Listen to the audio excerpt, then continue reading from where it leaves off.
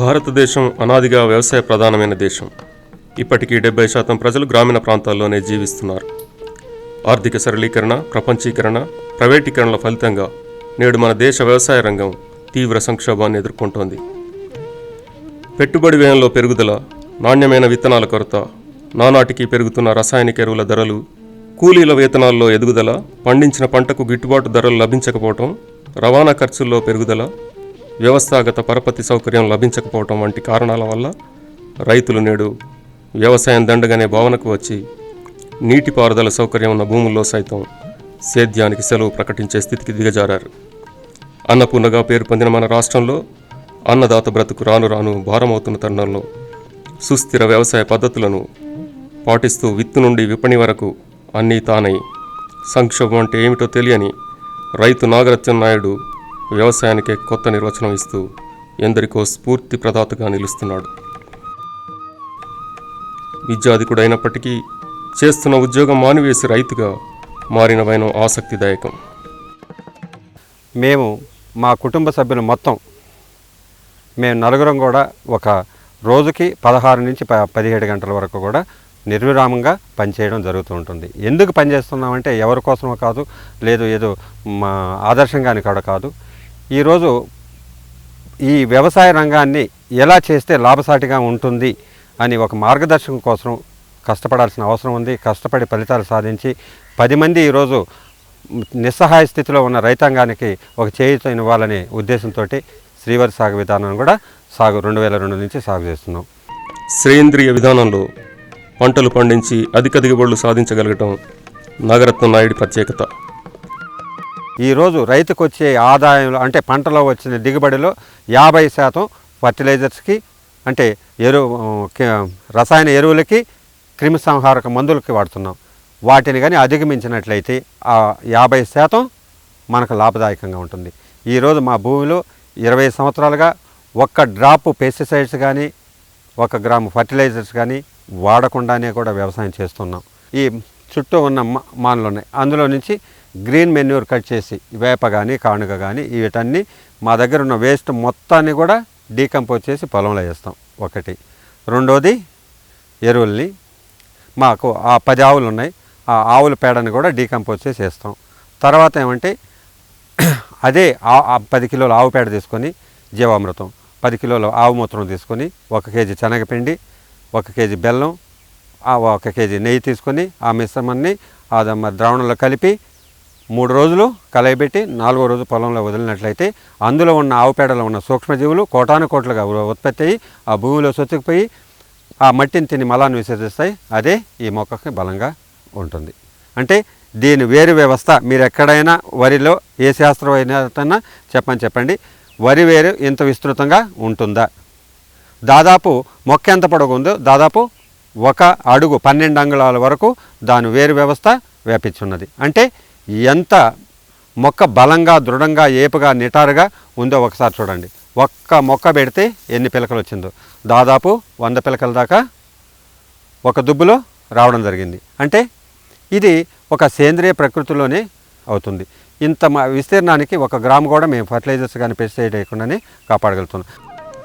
ఒక సగటు కుటుంబం ఆహార అవసరాలకు కావలసిన సమస్త వస్తువులు ఒకటేమిటి, ఆయన పొలంలో ఉప్పు తప్ప పండనిది ఏమీ లేదంటే నమ్మబుద్ధి వేయటం లేదు కదా.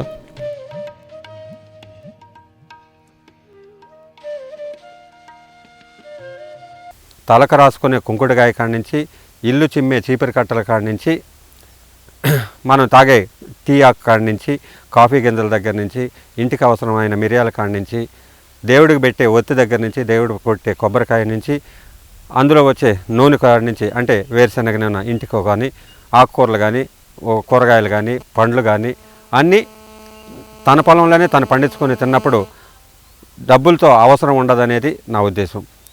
పాలు, వెన్న, నెయ్యి కోసం పాడి పశువుల పెంపకం కూడా చేపట్టాడు. పాడి, పంట రెండింటిలోనూ ఆయనే సాటి అని నిరూపిస్తున్నాడు. ఆధునిక వ్యవసాయ పద్ధతులపై క్షుణ్ణంగా అవగాహన పెంపొందించుకొని రాష్ట్రంలో శ్రీ పద్ధతిలో వరి సాగును చేపట్టిన తొలి రైతు కూడా నాగరత్నం నాయుడే. ఏదైనా కానీ ఒక మెథడ్ ప్రకారం ఫాలో అయితే వరిలో కూడా ఆదాయం ఉంటుందనేది ఈ శ్రీవారి సాగు విధానం. మరి నేను ఒక్కడిని సక్సెస్ అయ్యారు, మిగతా వాళ్ళు కాలేదని అనుకుంటున్నారు. చాలామంది కూడా సక్సెస్ అయ్యారు, చాలా వరకు కూడా బాగుంది. ఎందుకంటే ఈ విధానంలో తక్కువ విత్తనంతో, తక్కువ నీటితోటి, తక్కువ విస్తీర్ణంలో అత్యధిక దిగుబడి సాధించడమే శ్రీవరి సాగు. ఇది చూస్తున్నారు, ఈ వరికి ఇది వరకు 1 గ్రాము ఫర్టిలైజర్స్ కానీ పెస్టిసైడ్స్ కానీ 20 సంవత్సరాల నుంచి వేయలేదు.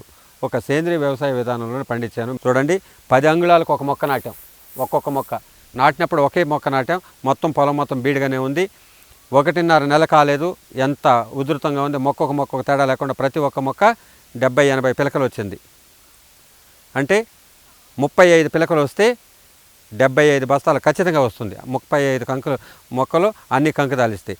ఆ విధంగా ఉన్నప్పుడు మీరు ఎక్కడన్నా పోల్చుకోండి, ఎక్కడన్నా ఒక మొక్క బాగుండి ఒక మొక్క బాగా లేకుండా కాదు.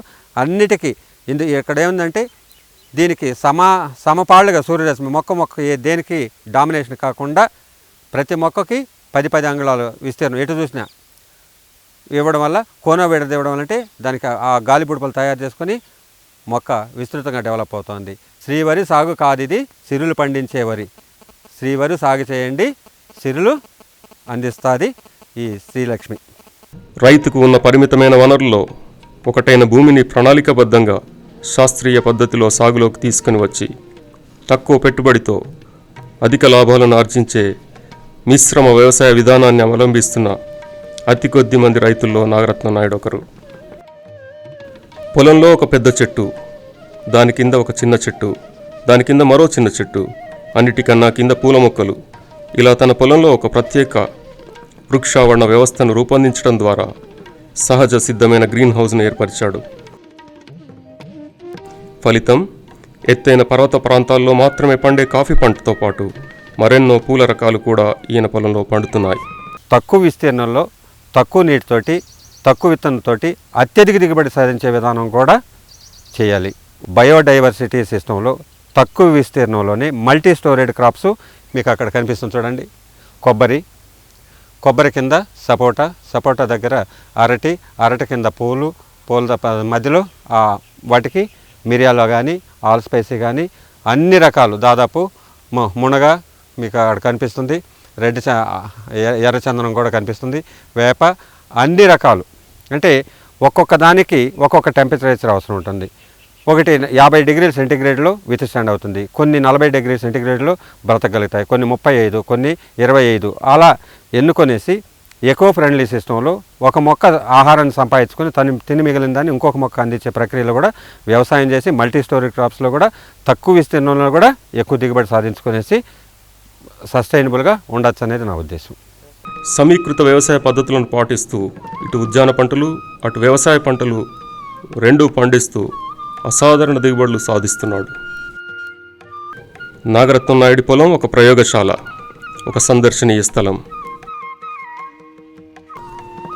అందుకే నాగరత్న నాయుడుతో సంభాషించి వ్యవసాయంలో మెళకువలు తెలుసుకోవడానికి నాటి అమెరికా అధ్యక్షుడు జార్జ్ బుష్ మొదలు నాటి రాష్ట్ర ముఖ్యమంత్రులు రాజశేఖర్ రెడ్డి, చంద్రబాబు నాయుడు, మరెందరో విదేశీ స్వదేశీ వ్యవసాయ శాస్త్రవేత్తలు ఆసక్తి చూపుతున్నారు. అనేక రాష్ట్రాల నుంచి మా పొలాన్ని సందర్శించడం జరిగింది. అదే కాకుండా ఇతర దేశాల నుంచి దాదాపు ఇప్పటికి 26 దేశాల నుంచి కూడా ప్రముఖ శాస్త్రవేత్తలు, మరి ఎన్జిఓ ఆర్గనైజేషన్స్ వీళ్ళందరూ కూడా మా పొలాన్ని సందర్శించడం జరిగింది. అదే మన దేశంలో కూడా ఐసీఆర్ కాడి నుంచి శాస్త్రవేత్తలందరూ, అన్ని రాష్ట్రాల యూనివర్సిటీ ప్రిన్సిపల్ సైంటిస్ట్ అందరూ కూడా రావడం జరిగింది. అన్ని రాష్ట్రాల నుంచి రైతులు రావడం జరిగింది. ఈ విధానం బాగుందని ఇతర రాష్ట్రాల వాళ్ళు నన్ను పిలవడం జరుగుతూ ఉంటుంది. నేను తమిళనాడులో కూడా శ్రీవరి సాగుని గురించి, ప్రాచుర్యతను గురించి, శ్రీవరి సాగు గొప్పతనాన్ని గురించి వివరించడం వల్ల ఈరోజు తమిళనాడులో కొన్ని వేల హెక్టార్లు శ్రీవరి సాగు జరుగుతుంది. అదే మన పక్క రాష్ట్రమైన ఒరిస్సా వాళ్ళు పిలిపించారు. ఒరిస్సాలో కూడా 2004 నుంచి పోయి చేయించడం వల్ల ఈరోజు ఒరిస్సా రాష్ట్రంలో కూడా ఆహార భద్రతకు లోటు లేకుండా వరి అత్యధిక దిగుబడి సాధించడం జరుగుతుంది. అదేవిధంగా మహారాష్ట్రలో చేయడం జరిగింది, మా హర్యానాలో చేయడం జరిగింది. మరి ఈ ఉత్తరాంచల్, యూపీ, ఈ 2 రాష్ట్రాలలో కూడా నన్ను పిలిపించడం జరిగింది. ఈ దేశంలో రైతు ఒక ఉద్యోగిలా సగర్వంగా భద్రమైన జీవితాన్ని ఎలా గడపవచ్చో అన్నదానికి నాగరత్న నాయుడు ఒక సజీవ ఉదాహరణగా నిలుస్తున్నాడు. విత్తు నుండి విపణి వరకు దళారీల ప్రసక్తి లేకుండా అన్నీ తానే స్వయంగా నిర్వహించుకుంటూ సగటు రైతు ఎదుర్కొనే సంక్షోభ పరిస్థితులు దరిచేరనీయకుండా తను నమ్ముకున్న నలుగురికి అండగా పలువురికి మార్గదర్శిగా నిలిచాడు. ఉత్తమ రైతుగా ఎన్నో అవార్డులు అందుకున్నాడు. తీరిక సమయంలో తనకు తెలిసిన విషయాన్ని నలుగురితో పంచుకోవటానికి ఏమాత్రం వెనుకాడక దేశంలోని ఎన్నో ప్రాంతాలను సందర్శించి రైతులను చైతన్యపరుస్తుంటాడు. నాగరత్నం నాయుడులా ప్రతి రైతు మారగలిగితే రైతే రాజవుతాడు. అన్నదాత అనే పేరును సార్థకం చేసుకుంటాడు.